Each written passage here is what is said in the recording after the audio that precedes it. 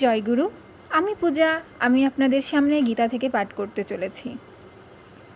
ওম তৎসৎ। সর্বকর্মফলং শ্রীকৃষ্ণার্পণমস্তু। ওম নমঃ ভগবতে বাসুদেবায়। ওম অখণ্ডমণ্ডলাকারं व्याप्तं येन चराचरं तत्पदं दर्शितं येन तस्मै श्री गुरवे नमः। हे कृष्ण करुणा सिन्धु दीनबन्धु जगत्पते गोपेश गोपिका कान्त রাধাকান্ত নমস্তুতে। শ্রীমদ্ ভগবদ্ গীতা অথ গীতা প্রথম অধ্যায় বিষাদ যোগ।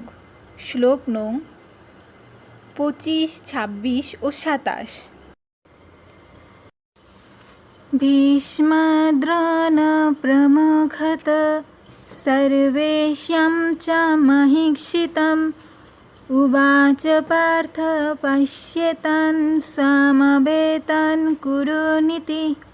অনুবাদ: ভীষ্ম, দ্রোণ প্রমুখ পৃথিবীর অন্য সমস্ত নৃপতিদের সামনে ভগবান ঋষিকেশ বললেন, হে পার্থ, এখানে সমবেত সমস্ত কৌরবদের দেখো।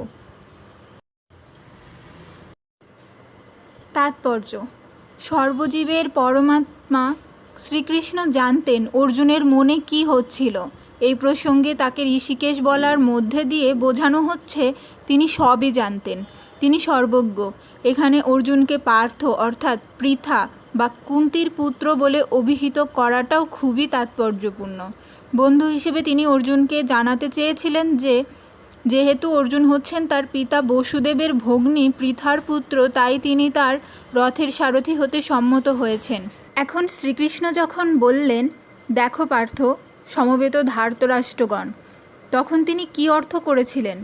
সেই জন্যই কি অর্জুন সেখানে থমকে দাঁড়িয়ে পড়ে যুদ্ধ করতে অসম্মত হননি? পিতামহ ভীষ্ম, পিতৃতুল্য আচার্য দ্রোণ, এদের দেখে কি অর্জুনের হৃদয় আর্দ্র হয়ে ওঠেনি? কিন্তু শ্রীকৃষ্ণ তার পিতৃশা কুন্তী দেবীর পুত্র অর্জুনের কাছ থেকে এমন আচরণ কখনোই আশা করেননি। অর্জুনের মনের ভাব বুঝতে পেরে পরিহাস ছলে শ্রীকৃষ্ণ তার ভবিষ্যদ্বাণী করলেন। তত্র পশ্যৎ স্থিতান পার্থ পিতৃনাথ পিতামহান আচার্য